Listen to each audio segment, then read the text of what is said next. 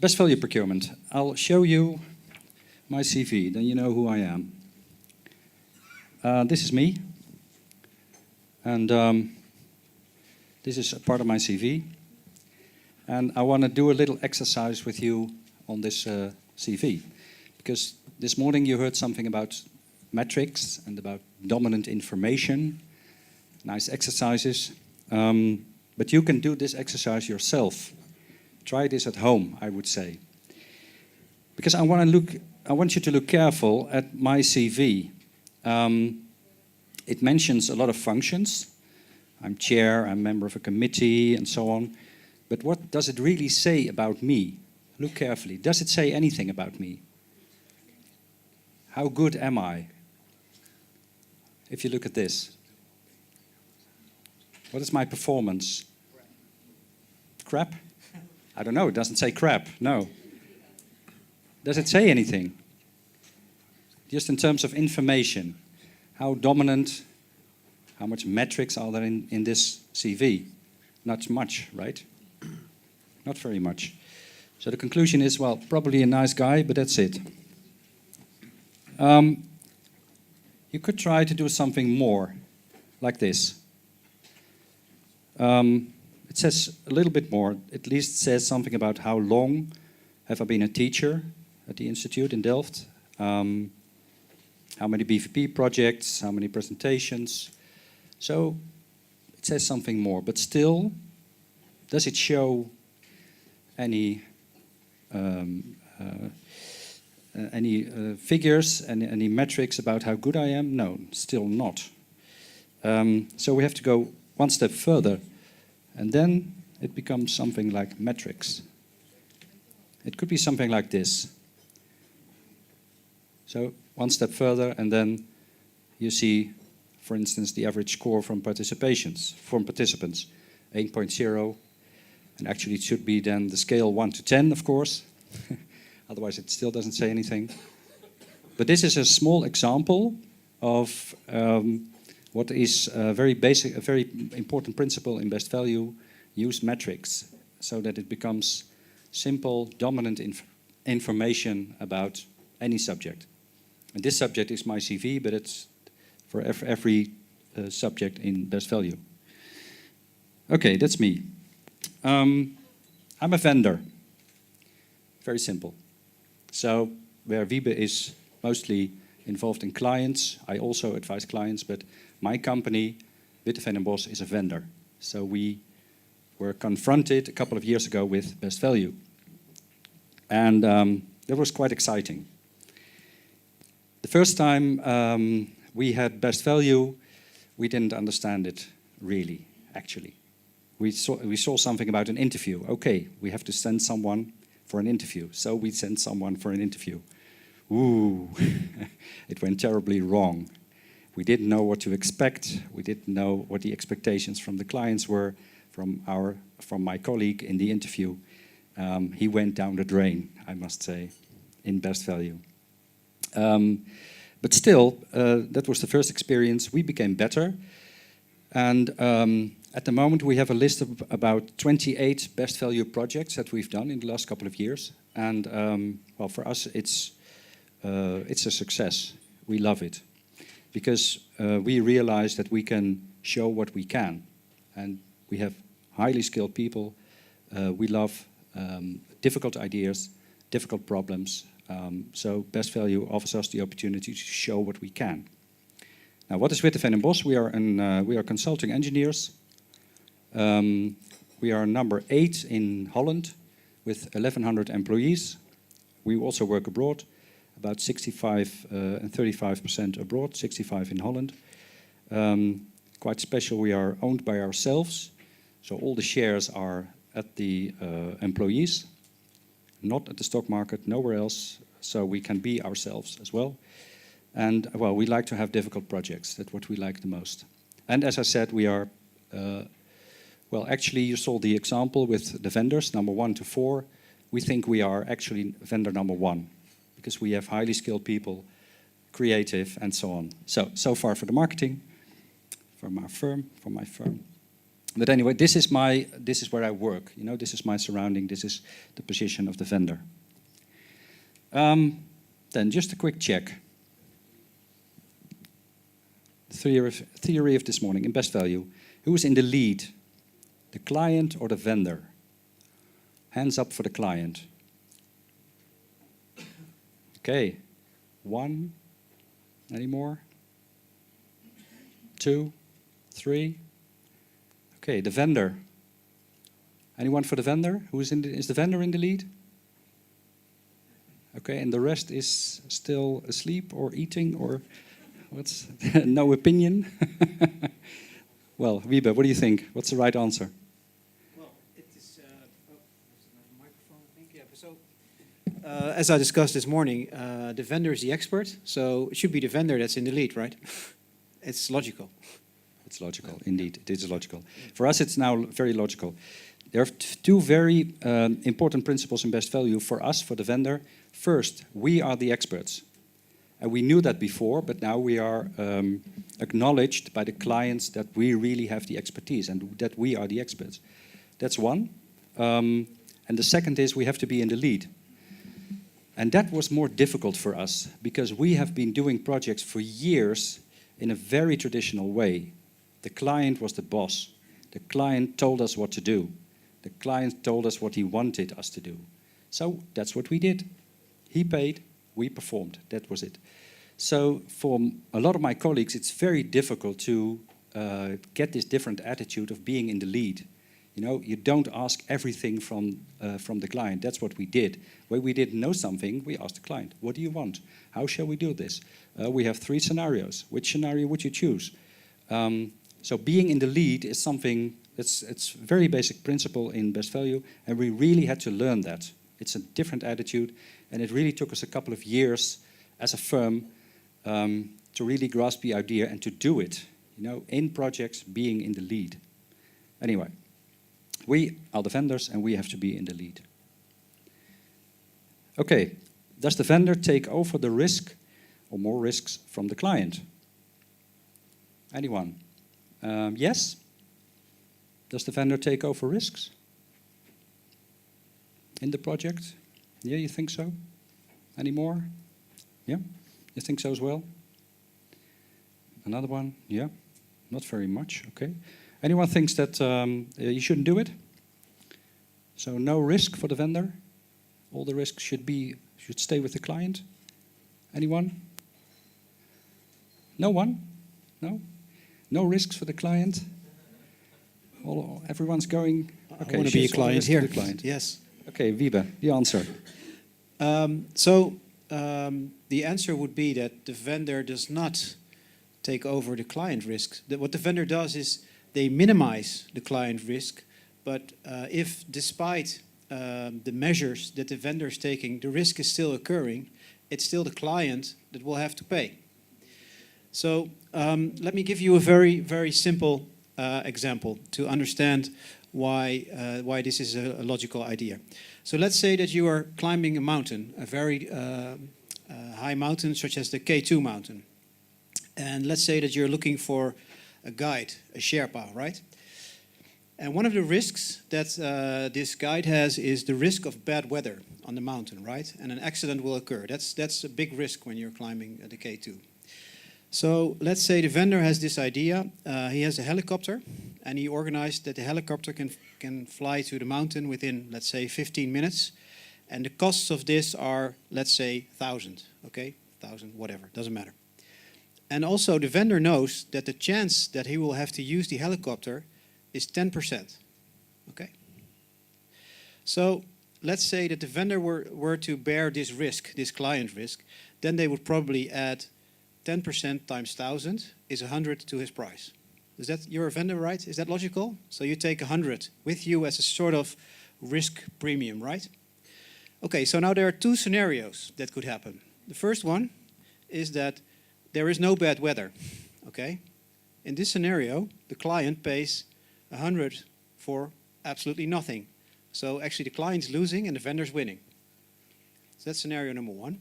Scenario number 2 is actually when the risk does occur, and now the vendor has brought 100 with him, so he's losing 900, okay?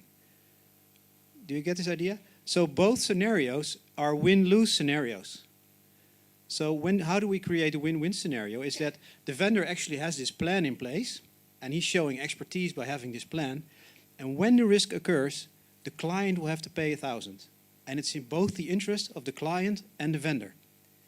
You see? So this is my most simple explanation why vendors should not take over the client risks. Client risks should remain with the client, and the vendor should have mitigation measures to prevent the risk from happening, or when the risk happens, to minimize the impact of the risk.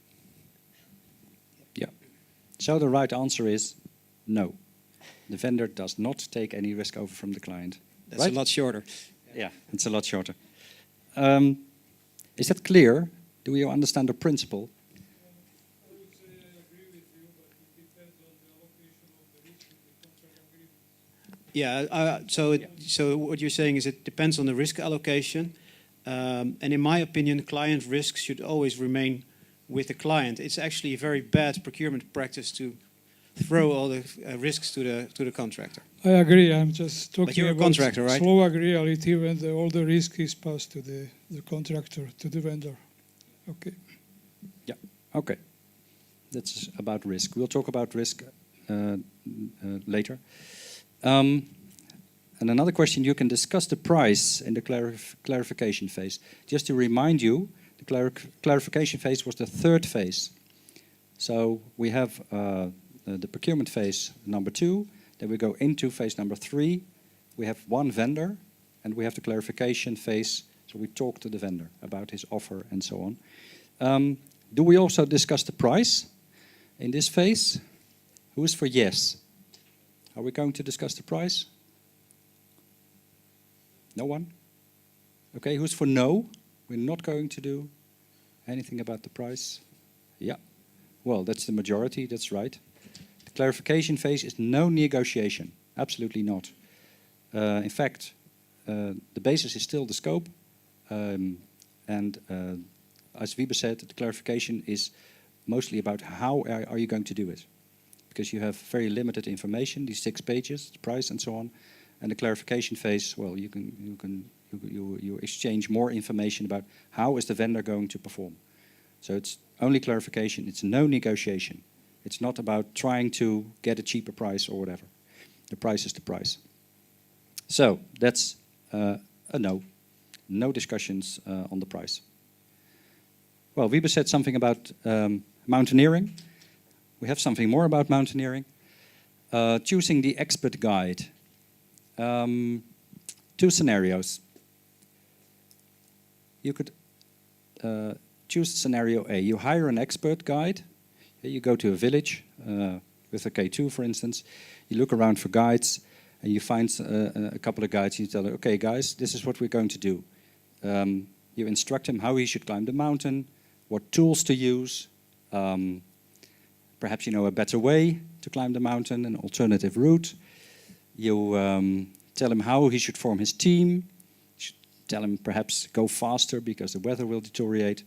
He should be cheaper. He's much too expensive, so you negotiate the price. And even, very, very nice, you hire another expert guide to supervise your own guide. You can do that. Do you recognize something? Not in mountaineering, but perhaps in construction. Does this happen in your country? All the time? I don't know if they have mountains, but yeah.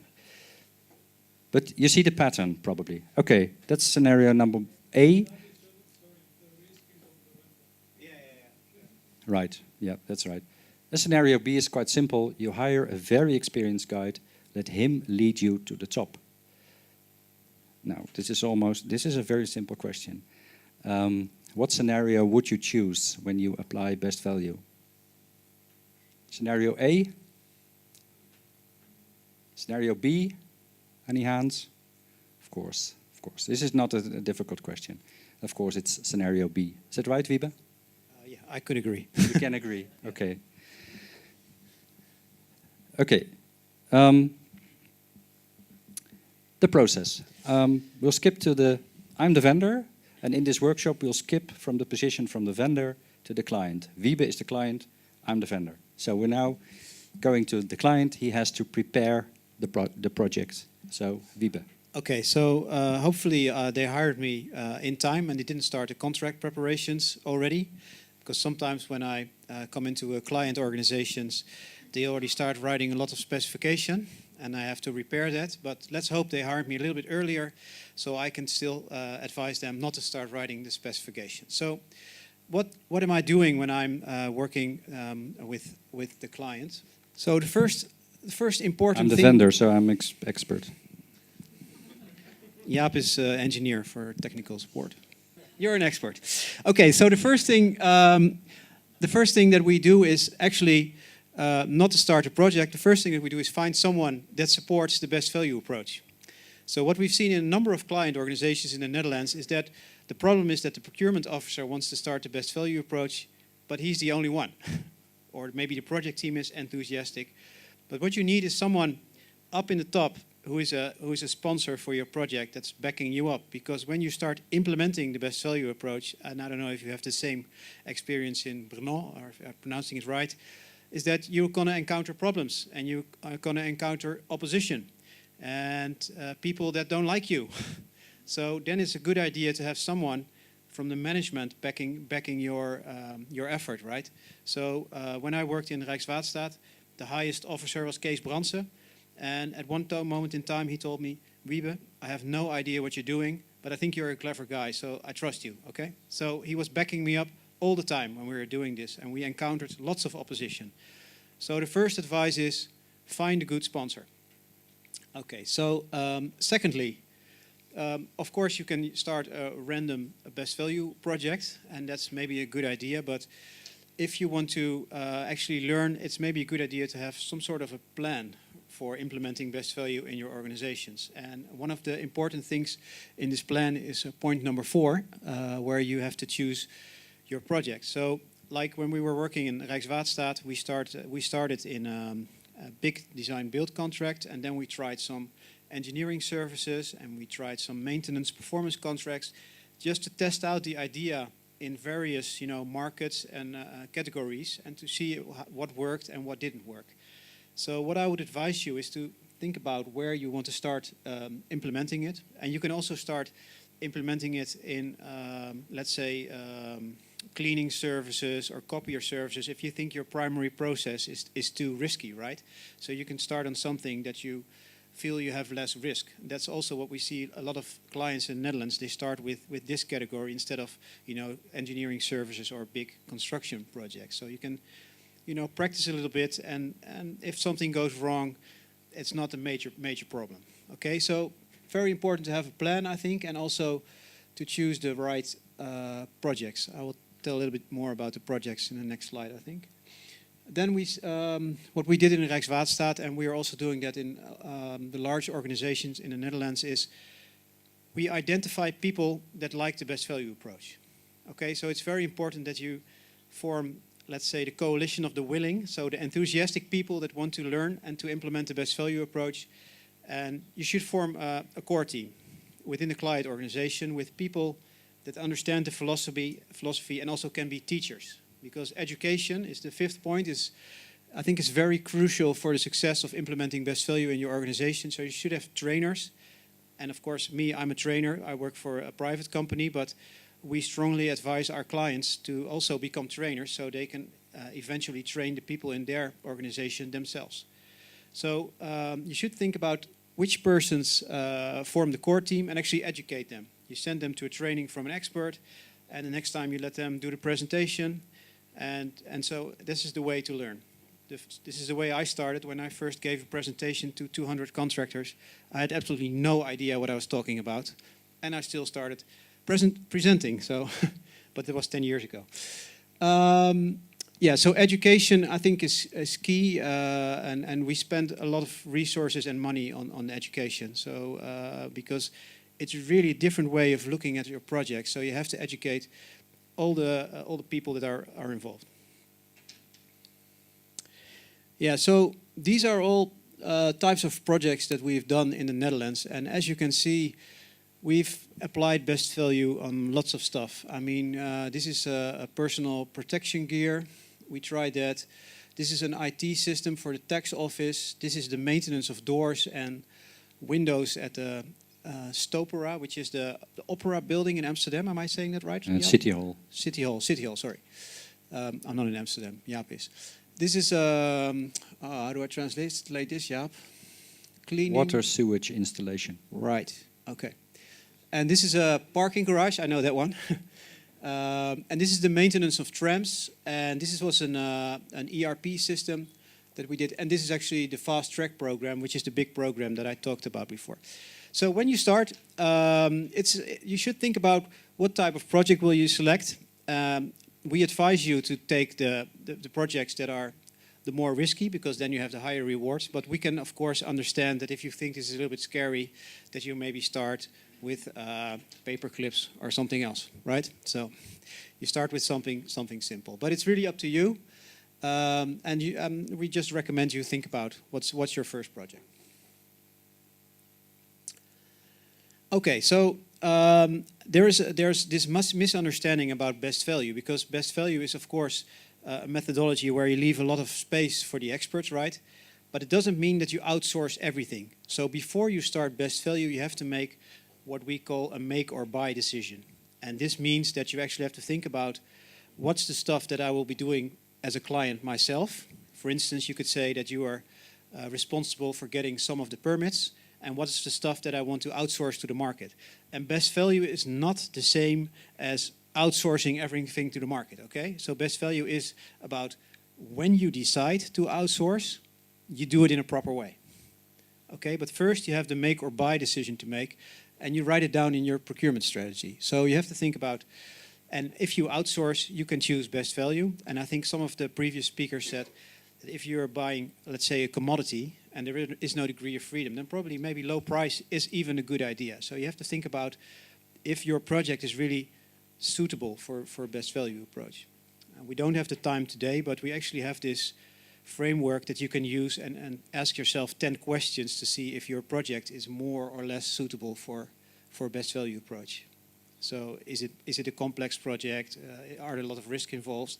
Then it's more, it's wiser to use best value. Okay. Next. Maybe too far away? Oh, yeah. Oh, that's it? That's it's it. on. You're on. Yes, now I'm on. Okay. I'm the vendor again. As I said, we were confronted a couple of years ago with our first experience on best value, and it didn't work so well. But the next projects we saw, this could be very positive for us. It gives us a bigger chance to gain projects. So after a couple of projects, we thought we should organize best value, because we saw it was not only in the project, it was more than that. So we should organize it in our firm. And that's what we did. And why did we do it? As I said, very simple. We have a bigger chance of gaining projects in best value than in the standard way. We are not the cheapest, but we have highly skilled people. And if we have the possibility of showing what we can, being creative, we can gain projects. So we score higher with best value. Very simple. We are a company. We know we have to earn money. So if the score is higher, that's good. What we did, well, as Wiebe said, at the side of the client, you have to have a sponsor. We have our board of directors, and they were in favor of best value.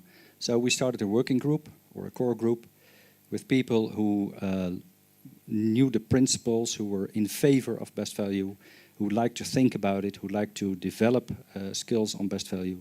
And that's the working group. So we have in our firm a working group of about 7, 8 people, a whole ring around it, but 7, 8 people really trying to develop and think about best value. So a working group. The main goal, of course, is to increase knowledge and experience. So we exchange experiences. We talk about experiences on interviews. We talk about value-added plans, how we develop them, how they have been scored in several projects. So we try to develop knowledge about best value. Of course, we are a big firm. We have our own training program for our people with 1,100 people. and best value has some elements that you can add to several training programs. Just a small example, we have a training program on making good offers for our people. How do you make a better offer? That's a general training program. What we did is a proposal for, you know what, even if clients don't ask for an added value plan, we make it. Because if you have to make a value added plan, you have to look at the client, you have to get to know the project very, very well, and you have to see what can I add to this project, what can I add to what the client wants. So even if it's not asked for by a client, you can still make a value added plan. One of the elements. Then we train people, as Wiebe said, external, internal. Even Wiebe has did a workshop 2 weeks ago in our firm for 11 people to get them B certified. So also to make them better, to make them more aware of what is best value. And we train on interviews. I'll get back to that later, but that's very, very important. As I said, our first experience was not very positive about the interviews, and I think now we're much better prepared on the goals of the interview and the way the interview is taking place. And one more other things, we create a database on VPI. VPI is a beautiful word. It's called verifieerbare prestatieinformatie, it's a Dutch word. But it's mainly metrics. Metrics on how we scored, how we did projects in the past. Because you have to have this information in order to make a good offer.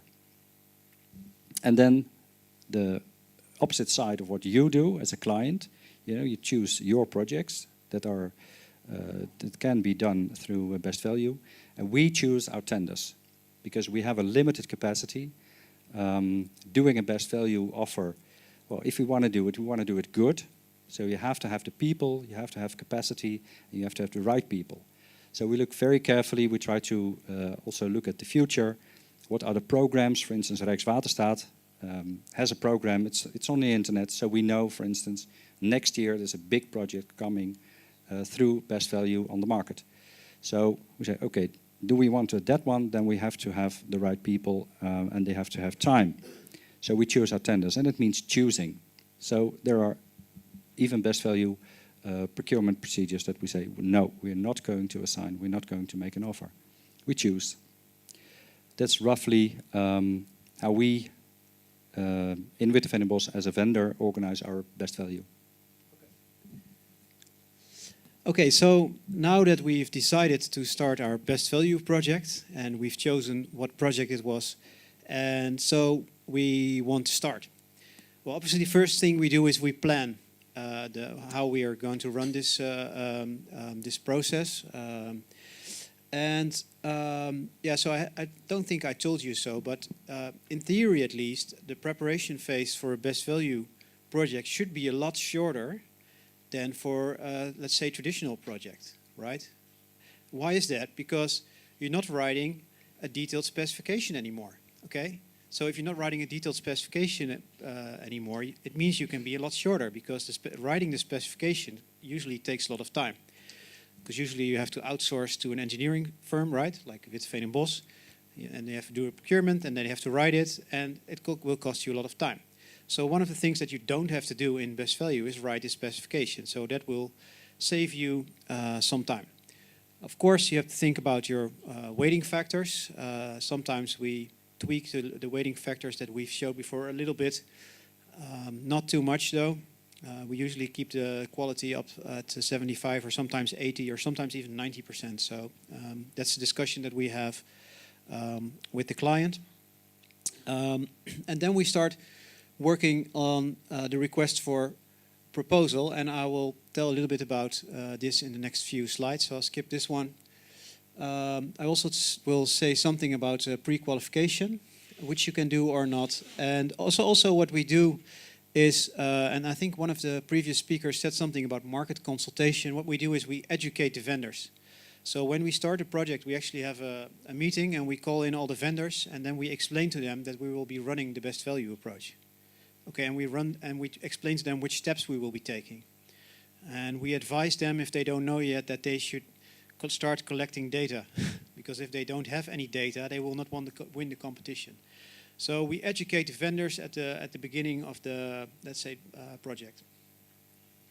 Okay, so we have been talking a little bit already about the project goals. And the project goals is the most important thing that actually we do in the client organization in the preparation phase, because all the documents, the level of expertise document, the risk assessment plan, the value added plan, they're all linked with the project goals.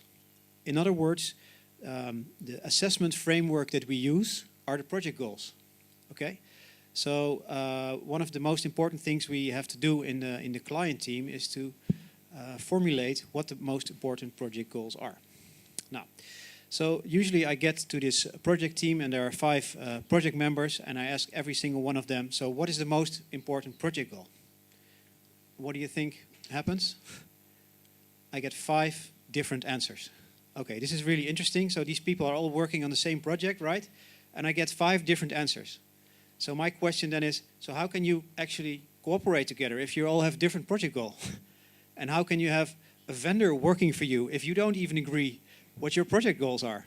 Okay, so that's kind of funny, and it happens almost every time I come into a new project. So it's very useful to have this session and to determine what's the most important project goal, or what are the most important project goals. Because if you are climbing a mountain, it's a pretty good idea that you're climbing the same mountain. Okay, that's for starters.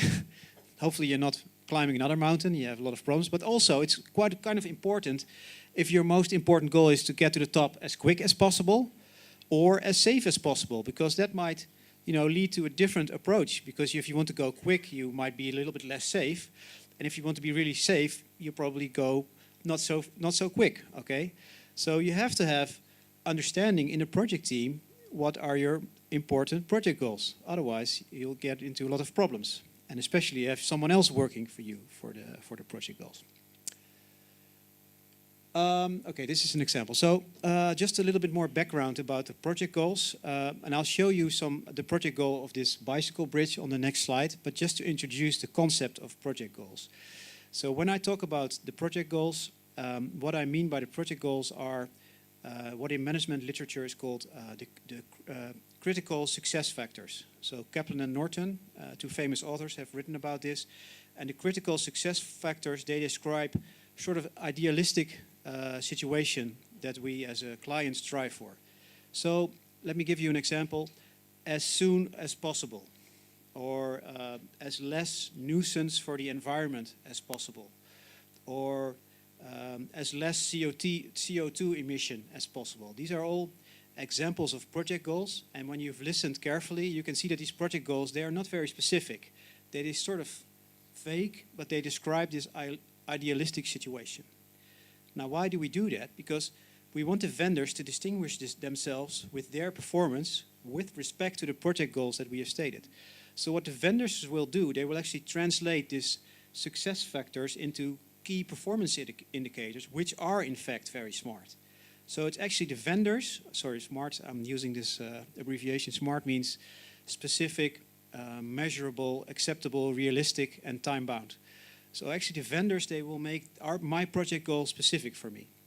Because if I were to make the project goal specific, then I would be using my expertise and actually telling the vendors what to do. So the project goals, they are sort of vague. And I'll show you an example of this project. It's a real best value project in the Netherlands. It's a bridge over a canal, somewhere between Amsterdam and Utrecht, I think. And it's a bicycle bridge. And it's a really interesting example because in this project we had a specification with requirements of only 6 pages. So the whole specification was 6 pages, that's it. Okay. Yeah. Okay.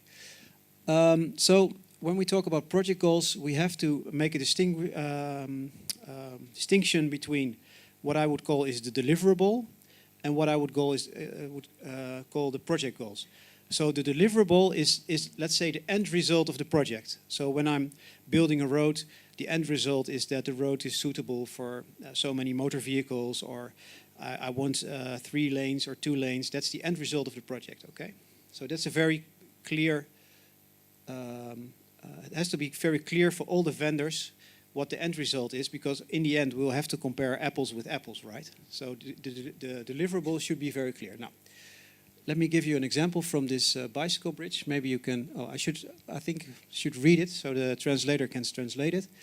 Procurement of realization, design and construct, and 20-year maintenance for a fixed bicycle bridge across the Amsterdam-Rhine Canal at NIGTEVECHT, including realization, design and construct, and 3-year maintenance of a robust ecological junction on both sides of the Amsterdam-Rhine Canal.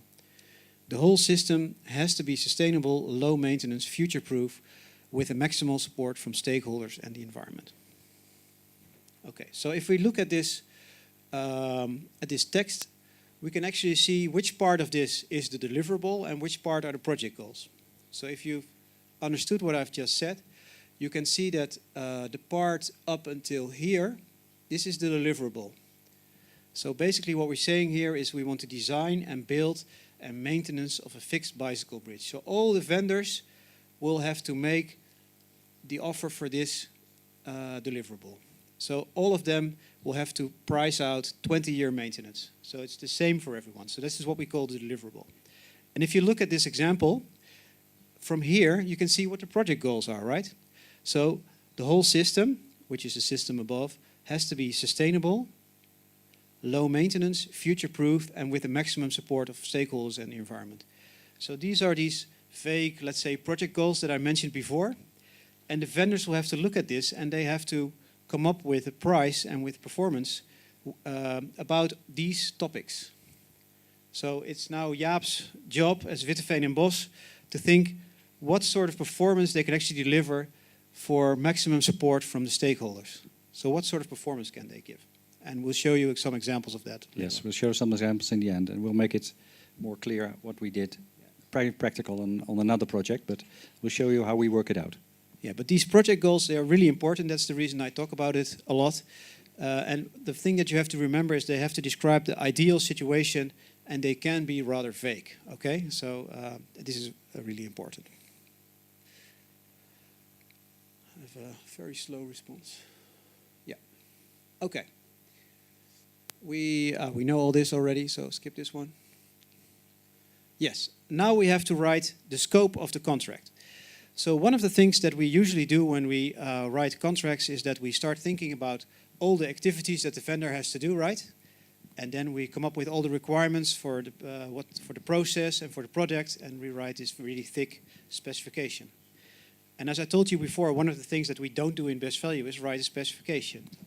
So what I propose is that we flip the whole idea around. So we have the deliverable. In the case of the bicycle bridge, it was the design, build, and maintain of the bicycle bridge for 20 years. And then we, instead of defining what the vendor is doing, we start defining what the client is doing, right? So we start thinking about what activities do we as a client have to perform to get this deliverable. Like, for instance, we are responsible for the permits, or we're responsible for changing some cables or whatever, right? So there's always some work that the client has to do. So I would propose that in infrastructural projects, almost never 100% of all the activities will be outsourced. Always the client will do some stuff, okay? And we think it's important that the client addresses the work that he's going to perform instead of writing a lot about the vendor. So what we're saying is, if this is the end result and this is being done by the client, then the rest of the activities is being done by the vendor. Which is to say that actually the vendor is determining themselves what their scope is and what the activities they will have to perform to reach the end result of the project. So let me put it in another way. So the client defines the what and the vendor will determine the how. Okay? And for those of you that like a picture, I have a picture which actually says the same. So let's say that the blue circle here is the deliverable or the end result, and this red triangle, that's the correct English word I think, are the activities by the client.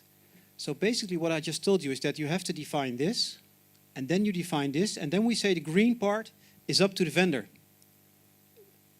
So he can decide what he can do there, okay? So we give him maximum freedom to define his own scope. And then, of course, we have the project goals. And we're going to talk about that later. So if you work like this, it's actually a lot less work to come up with a specification, because the only thing you have to think about is what is the deliverable and what are the activities by the client. So that's how you can see that you can come up with a specification of, let's say, 3, 4, or 5 pages. Okay. And of course, this means that the vendor will have to do more thinking, because the client is no longer prescribing how he has to do his job.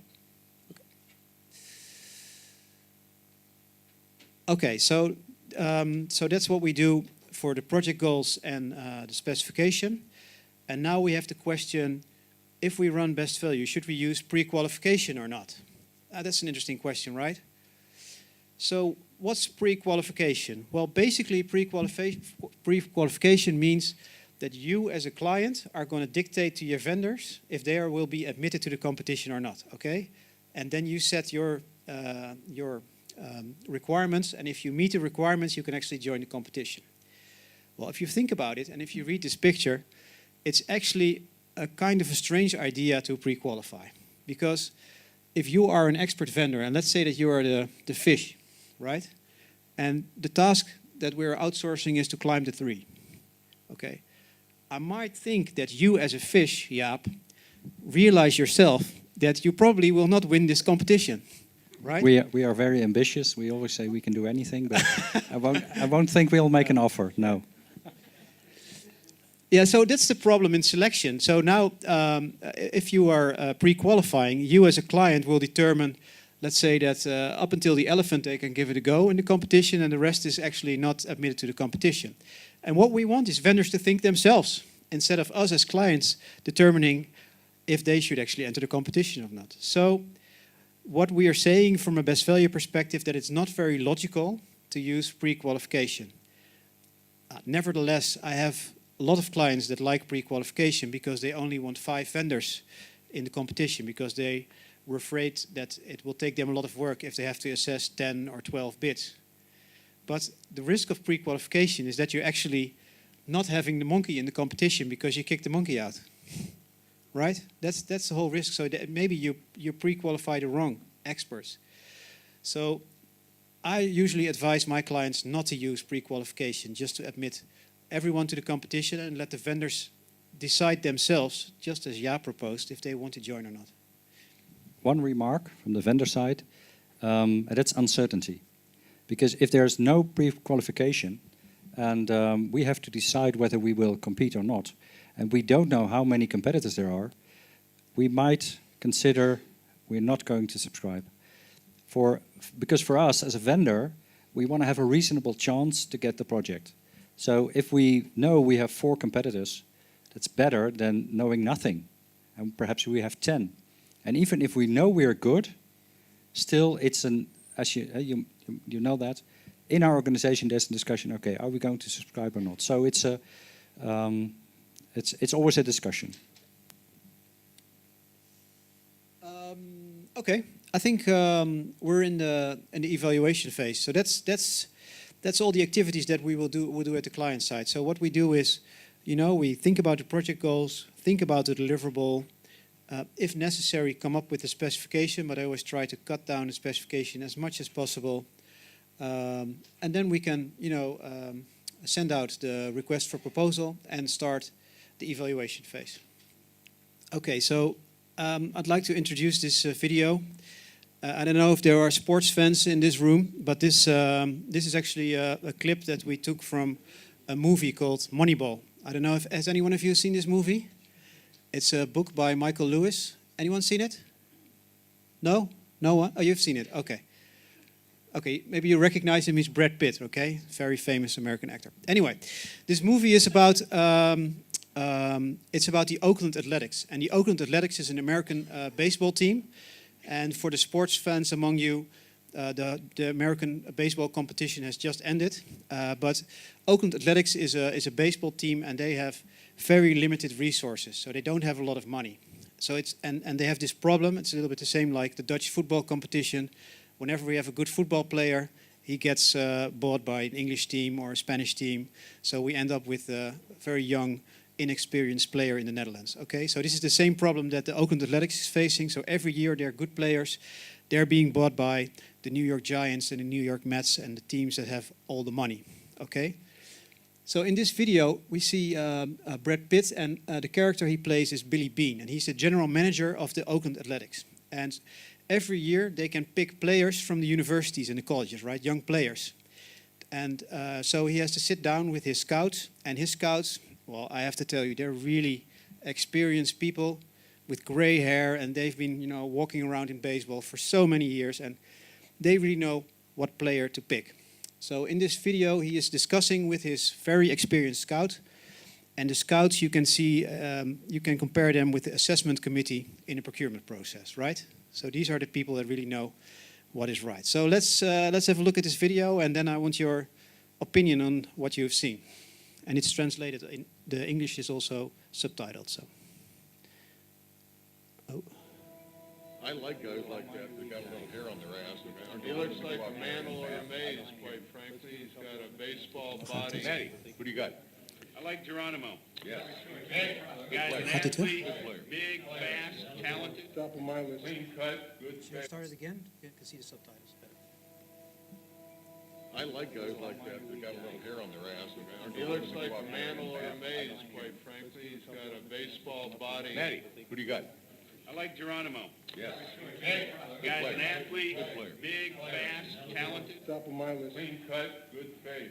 Yeah, good job. 5 tool time, good looking ball player. Can he hit? Yeah, he's got a beautiful swing, right, Barry? Ball explodes off his bat. He throws the club head at the ball, and when he connects, he drives it. It pops off the bat. You can hear it all over the ballpark. A lot of pop coming off the bat. And it's effort. If he's a good hitter, why doesn't he hit good? He is a good hitter. Minor leaguer. He'll be ready. Yeah, so he's gonna be a good hitter when we put him up against big league guys. Could be a great hitter. I don't think so.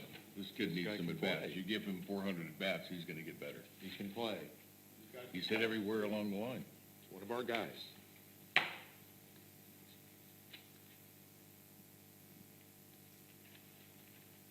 Okay, let's move on. Artie, who do you like? I like Perez. He's got a classic swing. It's real clean stroke. I don't know. Can't hit the curveball. Well, there's some work to be done, I'll admit that, Yeah, but there is. he's noticeable. Got an ugly girlfriend. What's that mean? Ugly girlfriend means no confidence. Okay. Oh, no, you guys are full of it. Artie is right. This guy's got an attitude. An attitude is good. I mean, he's the kind of guy walks into a room, his dick has already been there for 2 minutes. Yeah, he passes the eye candy test. He's got the looks. He's ready to play the part. He just needs to get some playing time. I'm just saying, his girlfriend is a 6 at best. Look, if we're trying to replace Leondi, this guy could be it. I agree.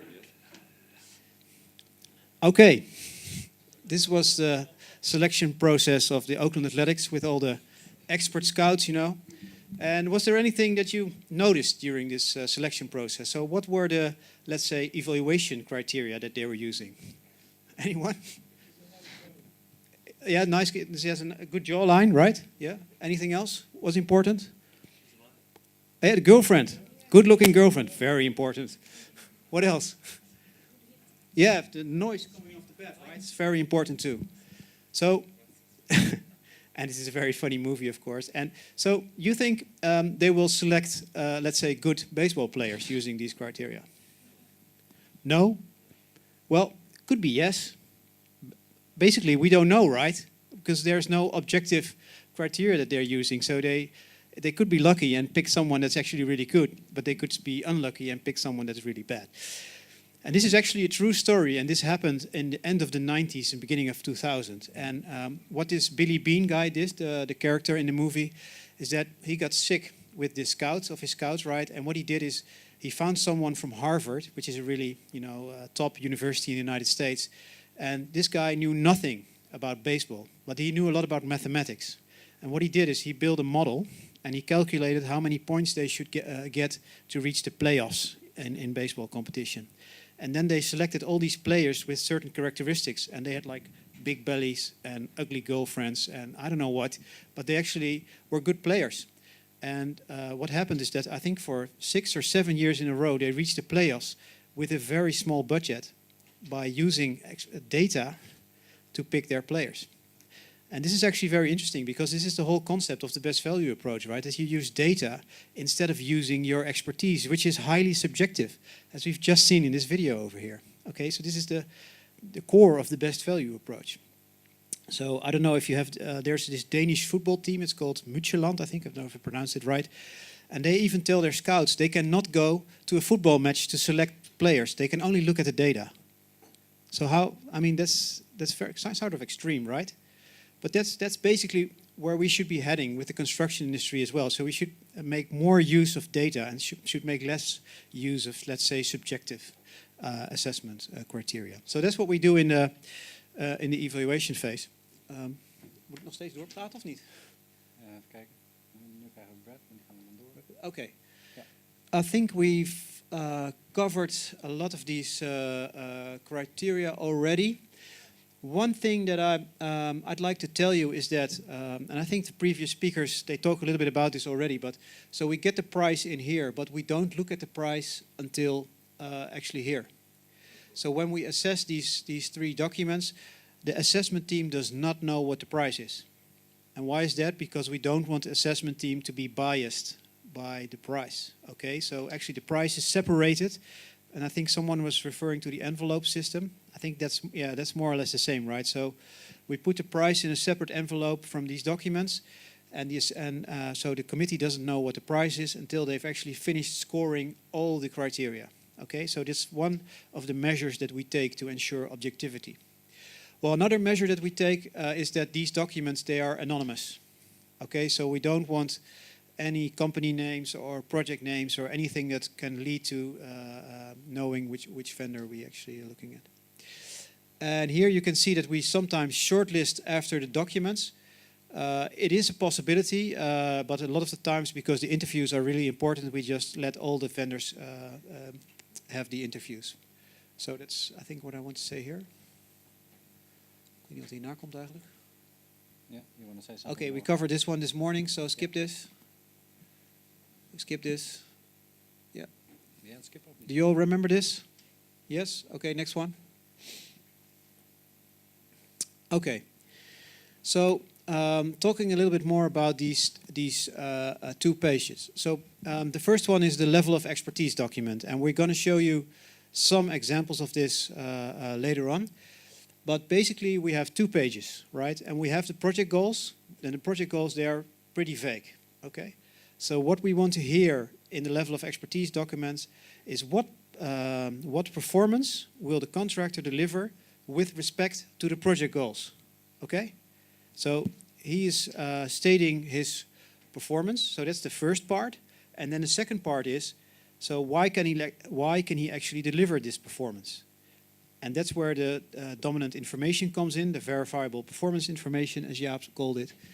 And so he illustrates why he can actually perform what he's proposed to you. And we will show you some examples of this.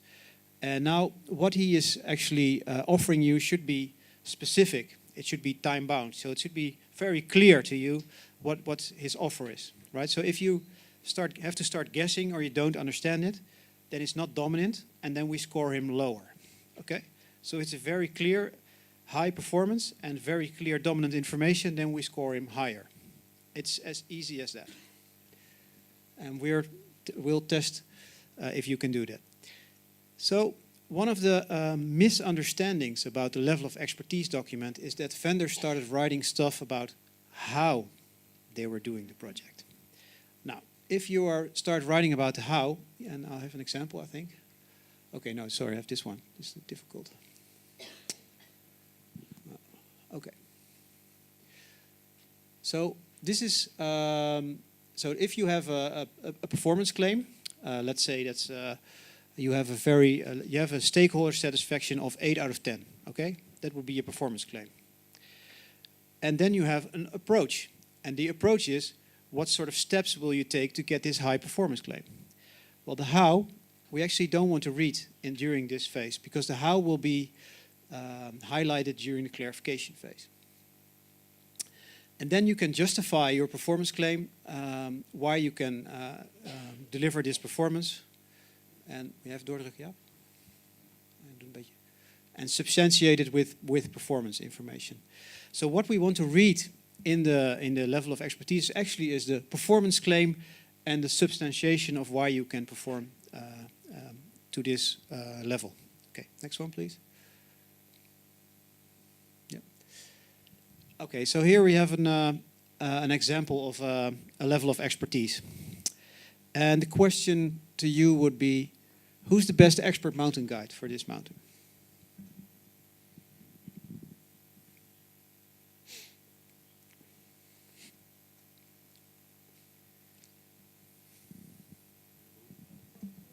Both. Okay. Well, if you look at the one to the right, he has more experience, right? And he's climbed this mountain more often. So you could argue that he's the better one if you look at it from a traditional perspective. No, exactly, because we don't know. Maybe everyone died, right? Could be. We don't know. Could be terrible. So, and from the guy to the left, yeah, we can see what he can do, right? So it's much clearer what his performance is. So if we have to make, let's say, a decision as a client, if we're choosing the one to the right, we're actually making a subjective decision. So the only choice we can make here is go to the left. Because if we go to the left, we know what we'll get. So if I were to score this, I would say this one I rated a 10, and this one I rated a 6 because I actually don't know if he's an expert or not. So I give him a neutral score. Okay, does that make sense? So we don't want to make decisions. Okay, Jaap, do you want to comment on this? No, it's a bit the same as the example I gave at the start of the presentation, start of the workshop. Left, if you look at your right, it's actually my first CV. It only says something about what I do and hardly anything more. And the one on the left is actually my third CV, you know, with performance, showing and giving information about what I can. How safe am I? How many people have I led to the top? So that's comparable to the CV. So again, it's very useful. Try this at home. Take your CV and try to write down, okay, how is my performance? Try it. It's very useful. Useful exercise. Next. Yep. Okay. I think we have to start Kahoot, right? Yeah.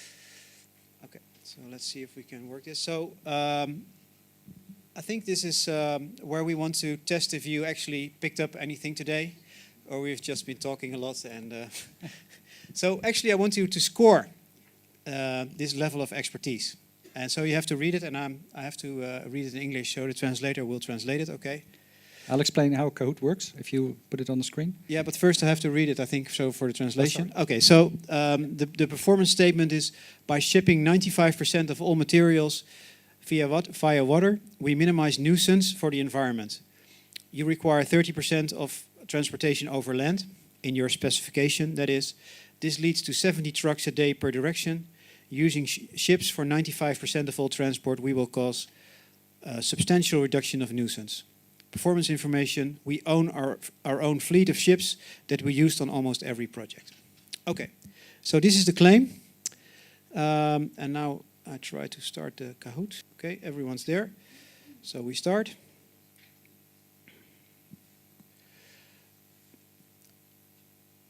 Okay, so we have example 1 here. And I'll put it on the screen again. And you can choose 2, 4. That's the red.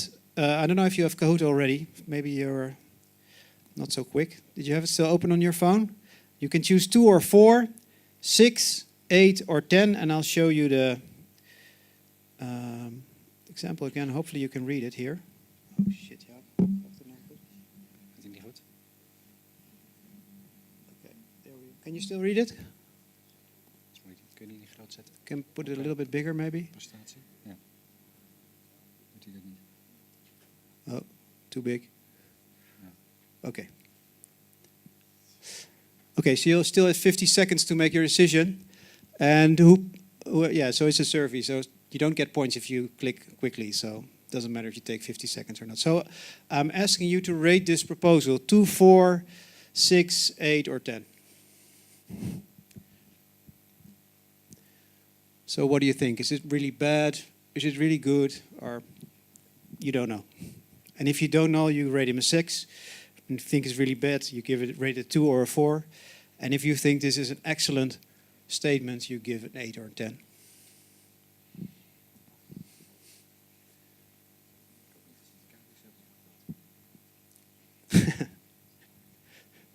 No, exactly. So the question is not about small, what do you call them? Chickens. Okay, 5. Okay, there we go. Okay, so let's see what the score was. Okay, so we have 5 people that thought this was really bad. The majority thought it was a neutral score. 2 persons thought it was an 8, and 5 thought it was a 10. So we have a mixed score here. Okay, just out of interest, any one of you who scored a 10? Who scored a 10? Someone scored a 10. Or would you like to stay anonymous? Did you score a 10? What did you, oh, I'm just going to ask him. What did you score? A 10. Why would you give a 10? It was an accident. Okay. Anyone else? Okay. So the 10s there are accidents. Okay. So let's look at this, Jaap. What's happening here? So the project goal is nuisance for the environment. Okay. So we want to minimize nuisance for the environment. Now, what is the vendor telling me here? What do you have? I think. Can you elaborate? What's the vendor telling you? The vendor telling just that he owns a fleet, but he don't know how many ships he owns, and we don't know anything about the ships or about him. So actually, what you're saying is there's a lot of how here about ships and transportation, and there were some numbers just to confuse you a little bit, but actually doesn't tell you anything about, let's say, the level of nuisance that his approach is actually, delivering. So, and also this performance information, we own our own fleet. I mean, that's great, but doesn't tell me anything, okay? So if I were to score this, I would maybe say it's a 6, or even say, well, it's a 2 or a 4, but he put in some numbers, but it's just doesn't tell me anything about the nuisance. So this can never get a high score if you write it down like this. Agree. Okay. Yep. So we try the next one? Yep. Okay, so here we have the next one. And first I'll read it out for you. So this is a statement, and the statement is we will guarantee an availability or uptime of 99% of the system. This is 3% points more than the current performance of your organization, and we plan the 0.1% points downtime on weekends and at night between 12 and 6 a.m. Performance information. These results were also achieved within 25 similar organizations. The customer satisfaction was 100%. Okay, nu moet je volgens mij op next bij de counter. Okay, same question. 2, 4, 6, 8, or 10. And don't press 10 if you don't want to press 10 anymore, okay? Or press 10 if you think it's really good. I don't care.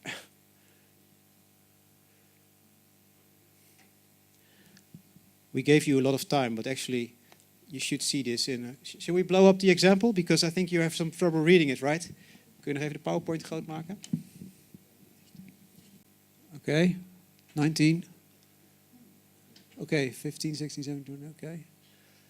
I think we're 23 people, so 6 people still need to find the answer. I should know the answer by now. Okay, 3, 2, 1, go. Okay, so we have 9 people that rated a 6, 5 rated an 8, and 4 rated a 10. Okay. Any one of you rated a 10? Anyone? There were 4 people, so... No? A 6, maybe? Someone here who rated a 6? What did you rate? Did you rate it, or... Can you explain why you rated an 8? It's very simple. Yeah, so the performance was clear. Okay. It was also very clear that the performance was better than the current situation, right? So it's at 3 points better than the current situation. So that seems like high performance. Okay. And what did you think about their performance information?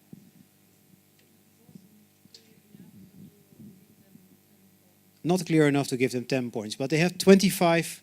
They have delivered this performance in 25 similar organizations. So I would say that's pretty good. Okay. So if we look at this level of expertise, I think we can say that it's better than the previous one. Can we all agree about that? Okay, so I think this is basically what we're looking for. We're looking for a very clear statement with a high performance, ideally compared with the current performance, so we actually know that it's a good performance. And also the underpinning with similar organizations where they can deliver this performance. So I would probably rate this one a 10, maybe. Yeah, so I would say this is a pretty good statement. Is this difficult for you, or does it make any sense? Or are you confused on a higher level now? Or are you just walking away? Okay, so you want to try another one? Or are you fed up? Try another one? Okay, so we have an example of a risk. Now, okay, so we skip this one. We go to the risk assessment. Okay, so the risk, I have to give you a little bit of an explanation there, because the risk, we have actually 4 topics that we want the vendor to cover. The first one is to explain what the risk is. The second topic, we want him to explain why this is an important risk. Okay, so we want to explain why this is an important risk in a way that we as a client don't have to think about it.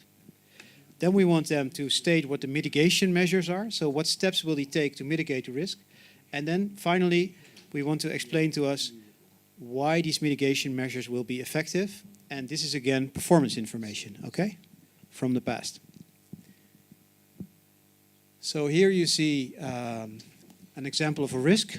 Resistance in the immediate vicinity of project A, such as in the municipality of blah, blah, blah. This imposes additional requirements that may lead to delays and possibly create additional traffic barriers. Now, what we do in the tender phase, we've conducted a stakeholder analysis based on resources to understand the sensitivities. As a result, we will be able to understand the client and the contractor faster and respond to future additional requirements.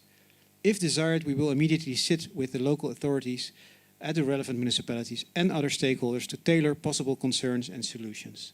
With this, we are more involved and we focus our vision far ahead. And why can we do this? We have successfully conducted stakeholder analysis on previous projects. Yep.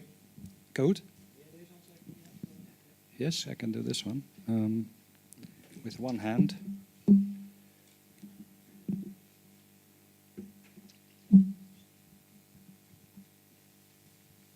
Next. Oh. Okay. Is the question clear? Oh, well, it's again a difficult one. We again want you to score. Perhaps I can make this one big again because it's a lot of text. So this is about a risk. Here he comes again. So once again, just to give you a little bit of background about the scoring, if it's not very specific, if it's not very clear, if you have to think about what it's saying here, then you should not give a high score, okay? And if it's very clear and you don't have to think and there's very, let's say, good dominant information, then you give them a high score. So basically what I'm saying is if you don't understand what the vendor is telling you, then you go down with your score, okay? So this should be fairly easy. For us, it's very easy. But I can understand it's quite difficult because, as you can imagine, this is the text I have written as a vendor. The client gets this text and the client has to give a score on this one. So how good is it? And then 2 is very low and then 10 is very good, including VPI in the end. Okay, how far are we? Let's look at Kahoot. Almost finished. We have 13 answers. 15. 15, final one, okay.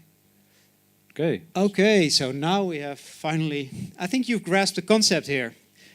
I see dominant results here. So I think, yeah, so everyone thinks it was bad. And it was really bad, okay? This was a bad example because it was not very specific, it was very vague.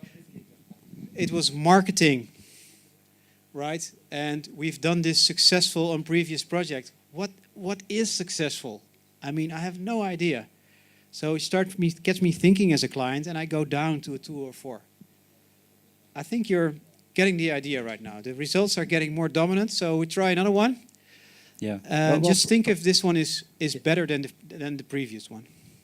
So what does best value mean for these kind of documents? For me as a vendor, I have to invest in writing because I have to write very clearly.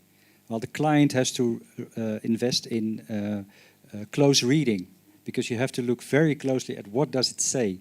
You know, look through the text. If it's marketing, it's empty. There has to be good and dominant information in it.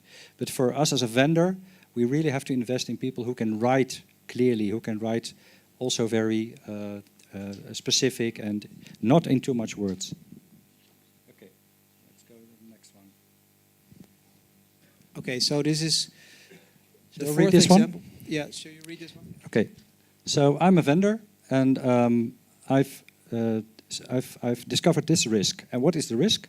The risk is that the building permit for municipality A has not been requested by the client on the end of 2017 because the licensor needs more time than the time allowed for it. Okay, so that's a risk because if I don't get the license in time, I have negative consequences. Why is this important? Because the building permit is on the critical path. Expiry of the building permits leads to a delay in opening up and thus additional traffic barriers. From 6 previous projects at Municipality A, we know that Municipality A, in average of 6 weeks, delayed 80% of all applications. Okay, that's why this risk is important. What can I do about it as a vendor? So what is my measure? My measure is that the construction phase is adjusted so that the start of the implementation can be planned 6 weeks later than planned by the client with an equal date of opening. So I adjust the planning in order to create a buffer for this risk of getting the building permit in time. Effectiveness, how effective is my measure? A similar construction phase has been applied to 4 projects over the last 5 years. All projects were ready on time according to presentation planning. According to their presentation, not the right word, according to the initial planning, yeah. According to the initial planning, yes. So this is the risk I've seen. It's not my risk, to be clear, it's not my risk as a vendor, but what can I do as a vendor in order to mitigate this risk for the client? This is my proposal in my risk plan. Okay, we're going to Kahoot again. There it is. Next.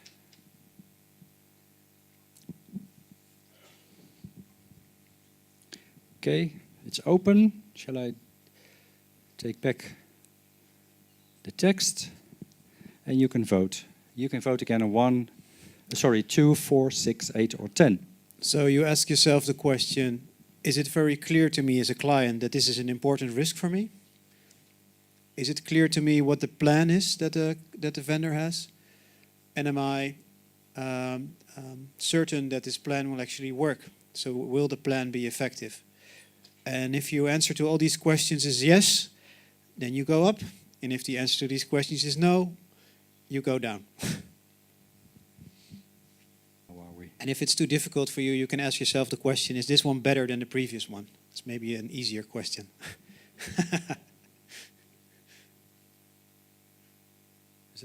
This is already the answer, right? I'm not sure. I think so. This is example number 5. Okay, it's finished. You're all Okay. scored. It's finished already. Yep. Okay, so this one was clearly better than the previous one. Do we all agree?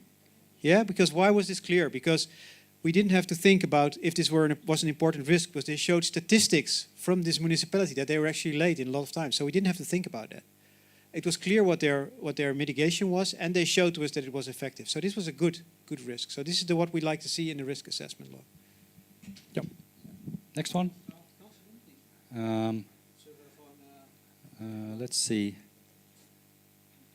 We have We've had also this examples one. of value adds, but we see lots of people leaving the room. So we start wondering if it's still interesting enough for all of you.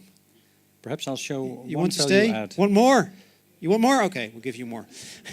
Shall we do a value add? Yeah. Okay, this is about value add. Now, what is value add? Value add is actually opportunities. This is an example, a very recent one from a real project that we gained about a month ago. It's a very, very big project for us, several millions for us. It's the preparation, license, all investigations, etc., for the reconstruction of a long road in the south of Holland, including bridges and so on. Very big project. Highway 8, A58. So it was all about planning and procedures. And it was also best value procurement. So we had to write down all of our knowledge and creativity in these 6 pages. And what did we find? We had a lot of, well, how does it work? You know, if you want to have value adds, you have to think about what can I add? What do I see in this project? What can I think of that can have a positive effect on the project and add value for the client? And how does it work? You put people together in a room, experts, they know the project, they know all the disciplines that are involved in this project, and we try to come up with a list. What can we think of? What can we do extra? And what would it add to the project goals? That's what we're going to do. And in most of the cases, we have a long list, far too much for 2 pages. And they're only ideas. They're not, there is no VPI yet. You know, there's nothing. There's just the list of ideas. And then it becomes, the next phase is, okay, we have these 12 ideas. What are the best ideas? Which ideas will add the most value to the project goals? And we try to come up with about 5. And we have 5 ideas, 5 opportunities, 5 value adds. And on these value adds, we're going to write down all these elements that you've seen. And then we have about probably 12 pages or something. And then the last phase, we have to shrink it into 2 pages. And that's really an effort. And sometimes our clients say, best value is very cheap for bidders because you only have to deliver these 6 pages. And how difficult can it be? Just 6 pages. That can't be too expensive. Well, I can tell you these 6 pages are very expensive pages for us. And if you look at what we have as an experience, that actually best value is not cheaper, and it's also not more expensive, but it's comparable to normal procurement procedures. So it might look cheap because it's only 6 pages, but it's quite a lot of effort to get to 6 pages. Okay, what does it look like for this project? You can't read it, but these are 2 pages. This is our value-added plan. In the end, this is what we gave to Rijkswaterstaat. Guys, this is our value-added offer. 2 pages. And 3 value adds, actually. Yeah, 3 value adds. The first is an interactive information portal using virtual reality. Second, value add number 2 is a mitigation plan for stikstof. Yeah, it's something like carbon monoxide, but no, something else. Deposit, anything has to do with the environment. And the other one is measuring of support of stakeholders. Yes, measurement support of stakeholders. These are the 3 that we, in the end, thought they add the most value to the client, to the project I think one goals. thing that we haven't pointed out yet, actually the format is prescribed by the client. The font, so the letter type is prescribed by the client. So basically this is, there's not much creativity involved, as you can see, because it's just like a lot of letters, right? So this is, some vendors think this is very dull because they like to come up with these nice pictures and nice fonts and nice colors, but that's not what we're only looking for content here. So it's just a lot of letters, right, that you read. So yeah. Some vendors think this is terrible. Okay, let's look at one value add, and that's the first one. This is the structure of a value add. First of all, you have to describe what does it contain. What is the value add? That's number 1. The second one is, how does this value add to the project goals? You have to write down what does it do. Third element, how much does it cost? In this case, 65,000 euros. Then another element, what does it add in time, money and quality? So there's a differentiation between what does it add to the project goals and what does it add to these elements. And the last one, show dominant information. Why do you think this will work in this project? These are the elements of a value add. Okay, now this is all Dutch, you can't read it, but we have Google Translate, so... Hopefully there are no Dutch consultants in the room that are steal your ideas, right? Don't take pictures. This is the just half. kidding, just kidding. This is half of the ad chance of ad number 1. I'll read it shortly. We create an online and interactive information portal for e-participation. The portal exists from a digital trajectory information card where stakeholders can find online information about its design and retrieve the fitting. For 6 critical points, we provide one innovative 3D virtual reality environment featuring visitors with VR glasses through its design can move. Not right English, but anyway. On the platform, stakeholders can go to the project and interact to each other. So we ran it through Google Translate, so we apologize for terrible English here. Too fast. Yeah. And we collect online collected responses in the CAS. That's the specifications. So this is what we offer. Maybe you can explain in your own words what you're offering. Yeah, what we're offering is the possibility to, for all the participants, all the stakeholders in the project area, people living there, anyone, to go to a website, and then you can look at the project. You can also design yourself. You can also design with VR glasses. Virtual reality. Virtual reality. So you can walk through the area. You can experience the road. For instance, you can put trees beside the road. You can see all the consequences of doing that. So you have a sort of very intensive participation. And the advantage of the client is that, well, it attracts people. They get involved in the project, and you get a lot of response and a lot of reactions about the plans you're having. So it's very nice. But so far, it's only nice. You know, nice to have. Okay. But of course, what I want to hear as a client is what is the way in which it contributes to the project goals?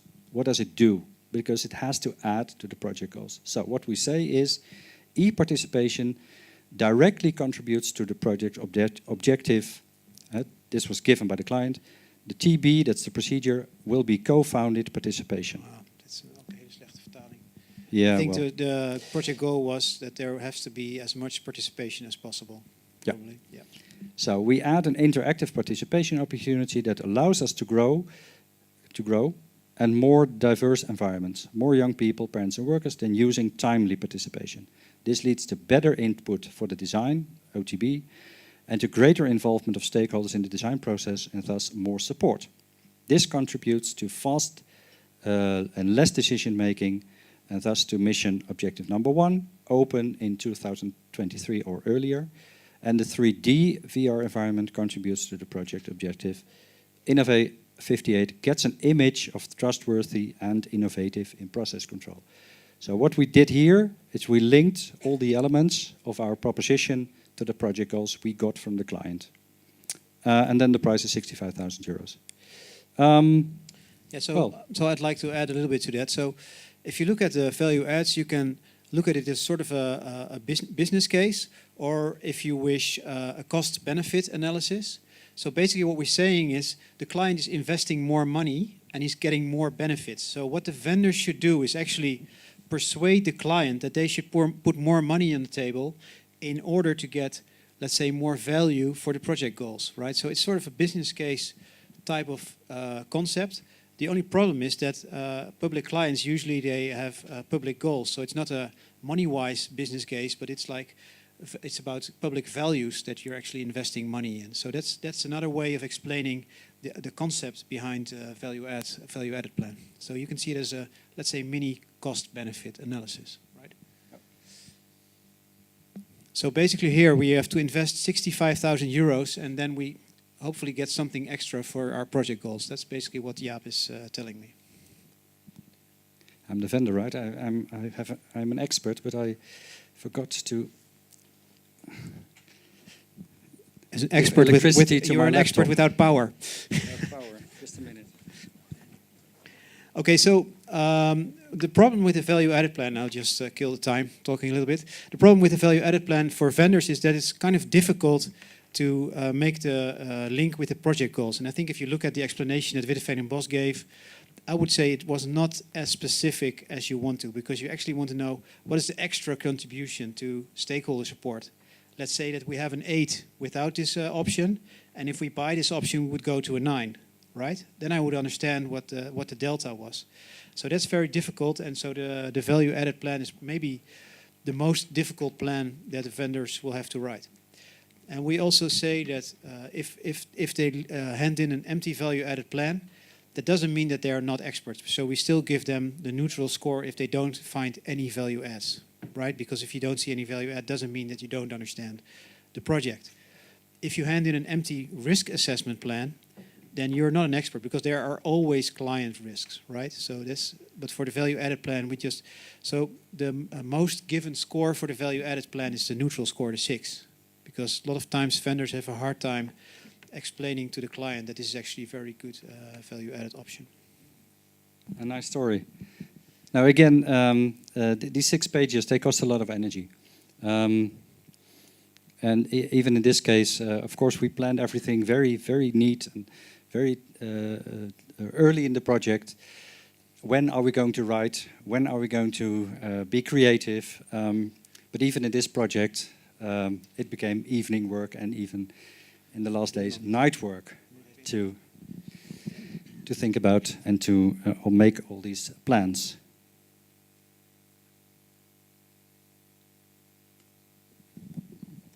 Okay. Here's Jaap in the snow. Yeah. Okay, just for a brief second.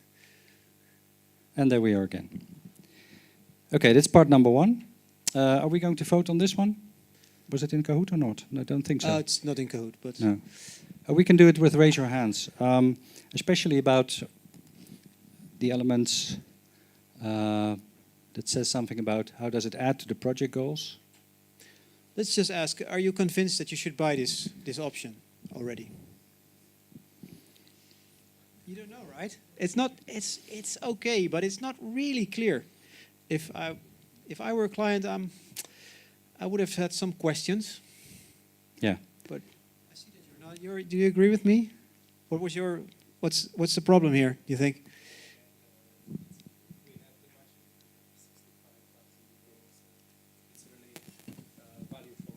You're not sure if it's value for money. If you want to spend the 65,000, you're not. I'm not completely convinced you should put down 65,000 euros yet. Yeah, I think that's a fair comment. Okay. Or can you comment on this? What was your challenge in writing this? Our challenge in writing this, well, first of all, setting up the price. It's always a bit difficult in these kind of things. What are we going to do? How expensive is it going to be? Yeah. And of course, how expensive can it be? Because I have a ceiling price, and the scope plus all the value added should be below the ceiling price. So it's always a discussion, what do we do with these kinds of elements? Are we going to put it in the value add, or are we going to put it in the scope? And what does it do to the price, and what does it do to the total system and our chances of getting the job? Shall we go to the second half? Yes. Okay, this is the second half of the same value add. What's the return of opportunity in time, money, and quality? Well, we said this opportunity creates more and diverse design inputs. This leads to more quality of the design, the OTB. It leads to more support through greater involvement and thus more flexible closure. This results in less angry, sometimes views, less occupations, and a smaller one, risk of delay in procedures. So, how good is this, Wiebe? Well, it's still very qualitative. Okay, less angry views. I would want to know how many, and lesser delay in risk of delay. How much, right? So it's still not. It's okay, but it's not specific enough for me, I would say. So, but I'm a very critical person. Yeah. But it could be more specific, in my opinion. Yeah. Yeah. Okay. And then the last one, also one of the important ones, of course. What's the dominant information that shows that the chance is effective? Well, we gave up 4 reasons why we think this is effective. You can see them in the text. And I think, well, let's read it number 3. For a similar project like Innova 58, our route information, April 16, 17, map visited over by 12,000 unique visitors. Main just under 55 years old. A satisfaction survey on the map provided an appreciation from 4.5 out of 5. So is that dominant information? I think so. So this is pretty good here.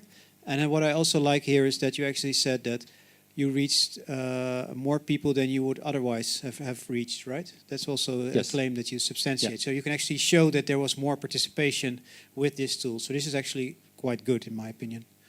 Yeah, it was. Can you agree with that? And it was scored quite good by the client. Yeah. This value add. Yeah, they liked it. So this is a very, well, this is reality, what you see here. This is what we offered for a very big project. Like I said, for us also, one of the major projects in the next year, several millions for us. So this is how it's done in reality on big projects in Holland. Is that, well, any questions about the value add? Third element? No, okay. Okay, how much time do we have? 10 minutes. The interviews. The interviews. So, yeah, the question is, what questions are we going to ask in the interviews? What's a good question? Anyone? What's a good interview question? What are your achievements? Okay. Maybe a good interview question that we usually ask in the Netherlands is, so here's this piece of paper. Put down the project in 5 minutes. So make a schedule in 5 minutes from end to beginning. And just write it down on the paper. Okay, so what's a bad interview question? I would say any question that starts with how.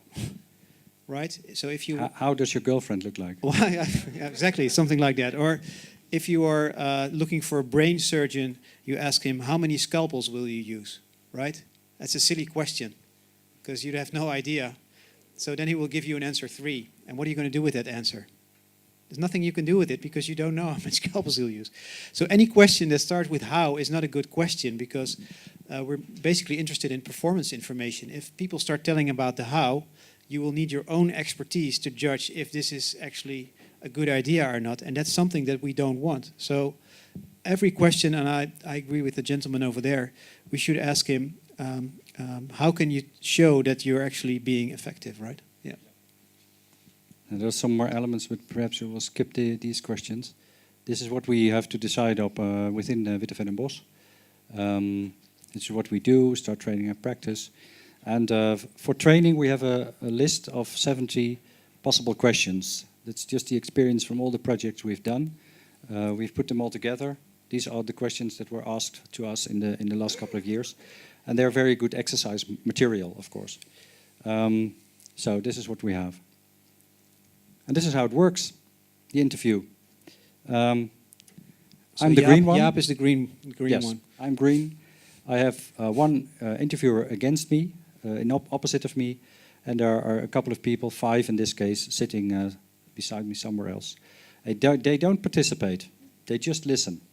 That's all. So they're not going to ask any questions. They're not going to react upon my answers. They just are the commission that's listening. And the game is between me and the interviewer. And that's how it works.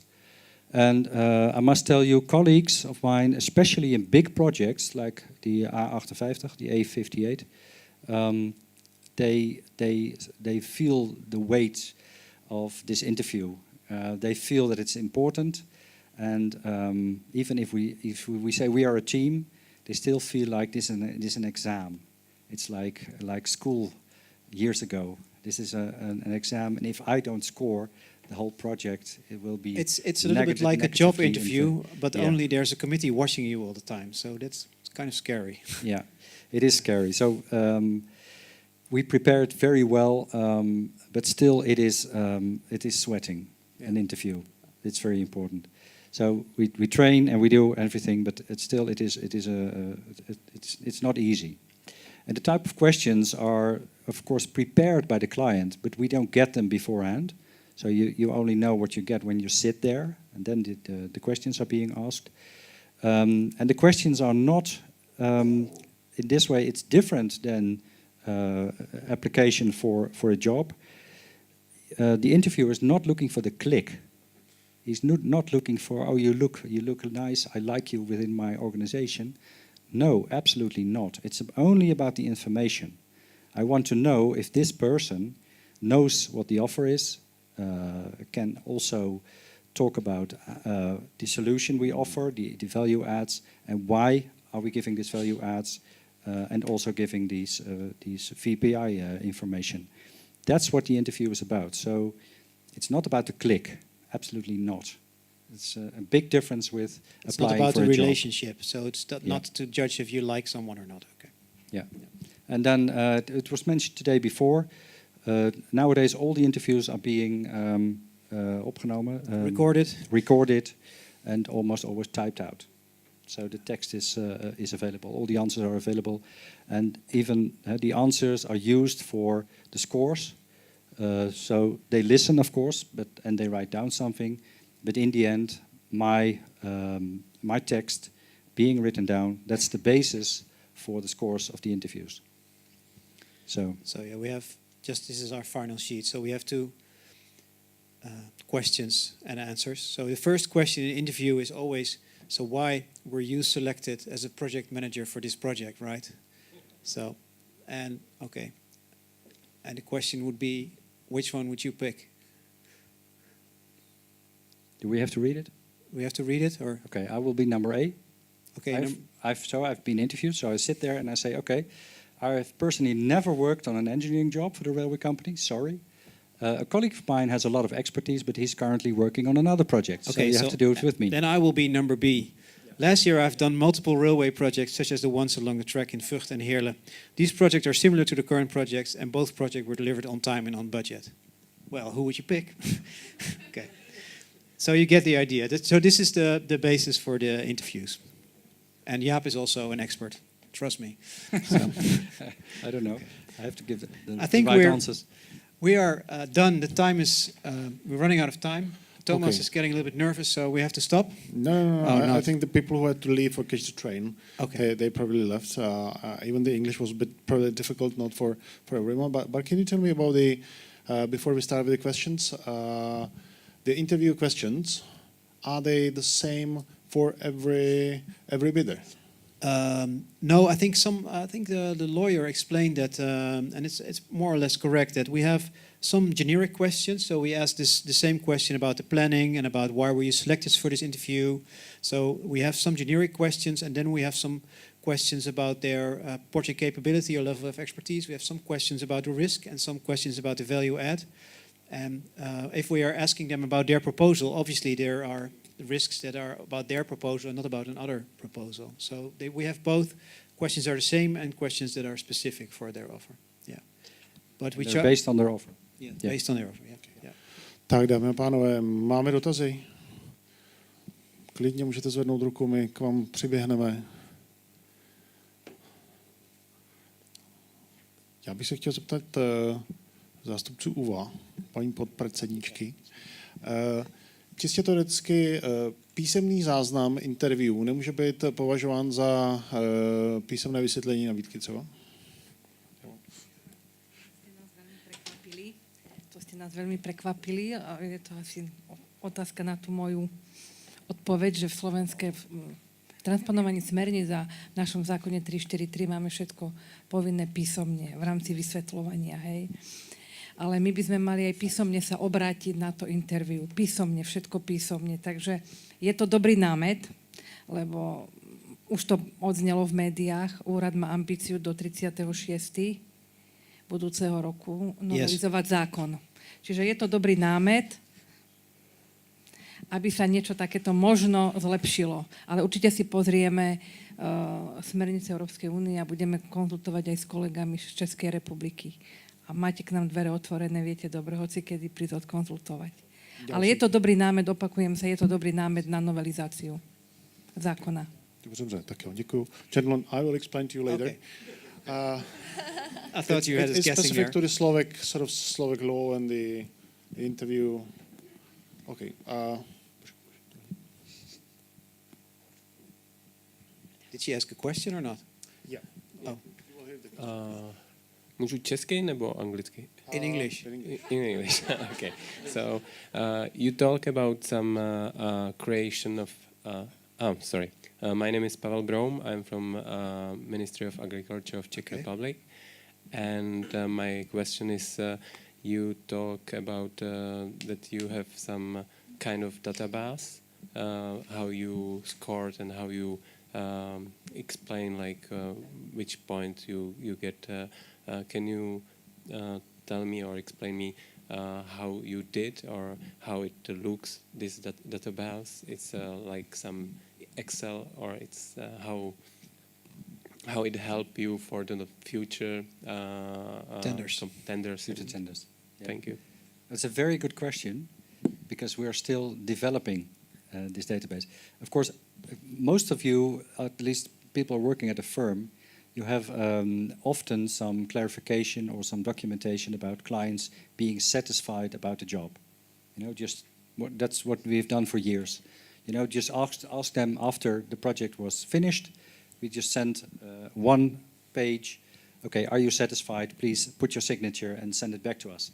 So we have a lot of these declarations, but in best value, they are not really valuable, because it doesn't say anything about what we have done or how good we were.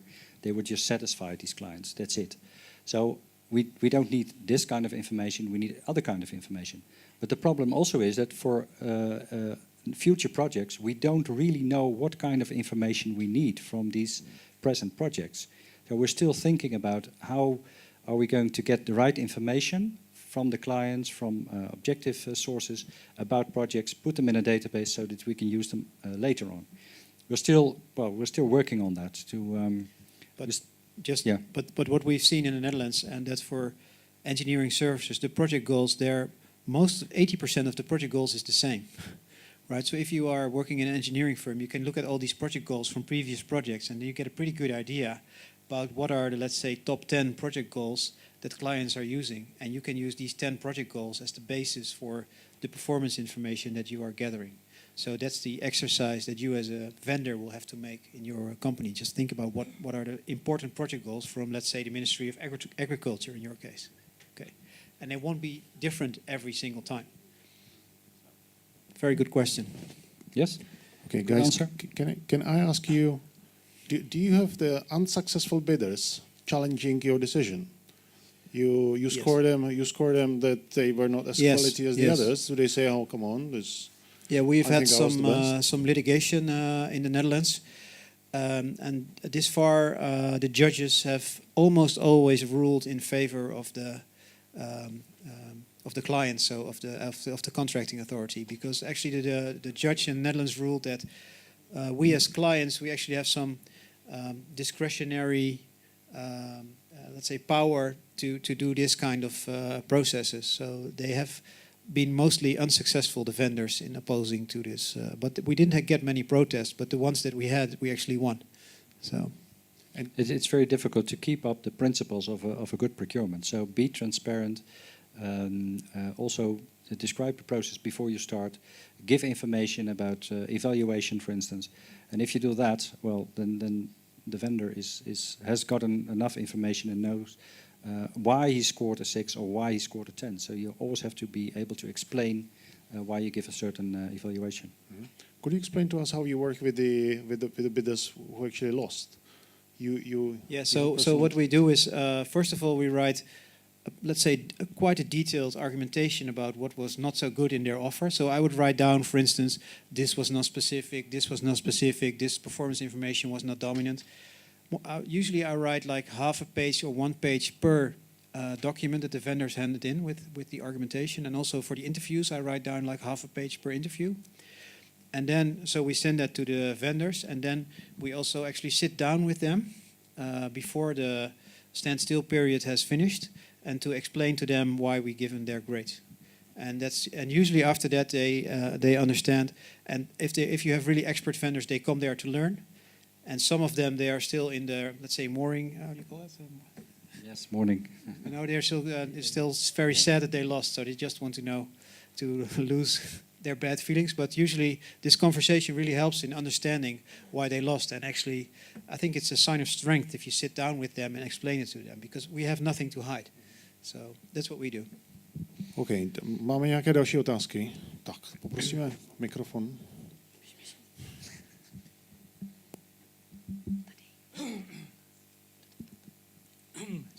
Okay, just a simple question. I would like to ask, what is the ratio of engineering services cost versus the execution cost in Holland? Well, it depends a bit on the project. And of course about, well, with the upcoming of design and construct, you see that it used to be very simple. You know, we as an engineering firm made everything, including detailed design. So we did everything, all the preparation. The contractor only had to build it. But nowadays we have a lot of projects in design and construct. So the contractor also has to do some part of the design. So, but if you look at the total amount of money that's being used to do all the detailed designs, I would say about the 14%, something like that, give or take, 12 to 14%. I know the number. I'm just checking on you.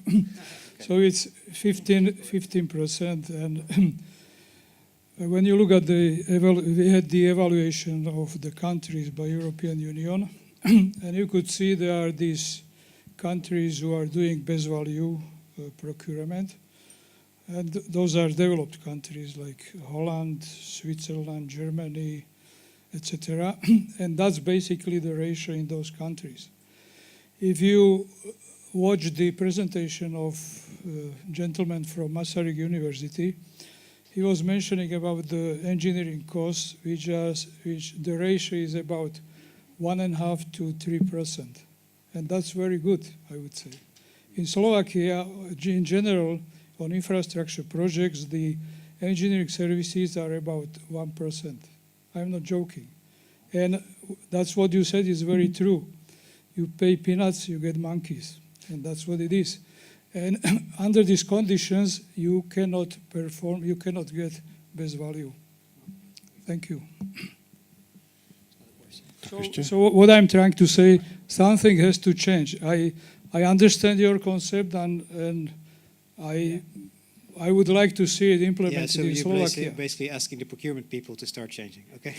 We understand that. Well, we will discuss that. Thank you. Do you use any other procedure, part of the open one and the restricted one, such as competitive dialogue or negotiated procedure with publication? Yes. Yeah. Okay, so I will answer that one. So we have some experience using the competitive dialogue, but if you've listened to my presentation, you will understand what the problems are with the competitive dialogue, because the risk of the competitive dialogue is that the client starts talking to the vendor, right? So I can see that there is a dialogue between the client and the vendors, and the dialogue could be about, do they understand the project goals? But once they start talking about the solution, the client will be sucked into the details, and you'll end up with the problems that I showed you before. So it's not so logical to use the competitive dialogue. And if you listen to my presentation, you will also understand that using the negotiation procedure and negotiating is also not a best value practice. Okay, so I would say that it's not common sense to use either of these procedures, and it's more common sense to go with either the open procedure or the restricted procedure, depending upon your decision as a client. So that's what my answer would be. Yeah. Thanks.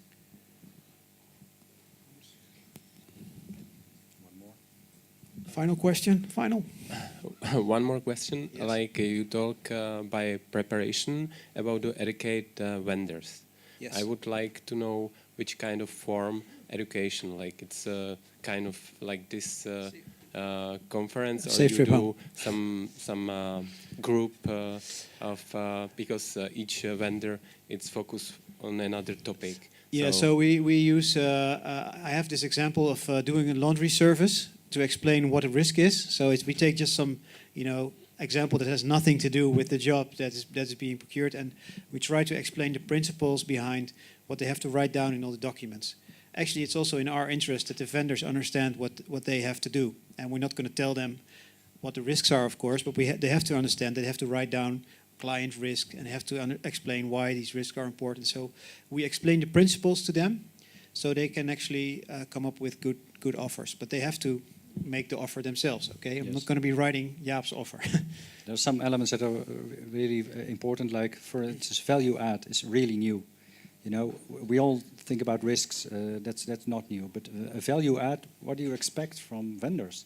What is a value add? There are some markets in which value add is completely unknown.